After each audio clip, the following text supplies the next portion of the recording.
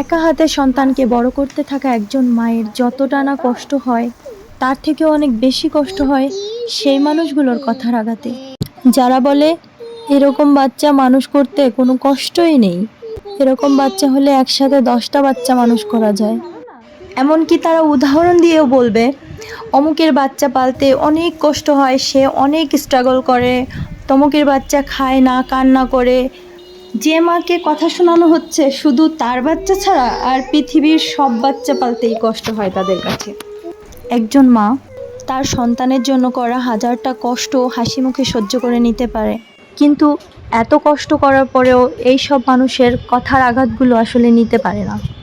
সন্তান বড় করার সময়ে একজন মা সত্যিই ভীষণ মেন্টাল স্ট্রেসের ভিতর দিয়ে যান। এই কারণে তার আশেপাশের মানুষের অন্তত তার প্রতি একটু হলেও সহানুভূতিশীলতা দেখানো উচিত, তাকে সহযোগিতা করা উচিত।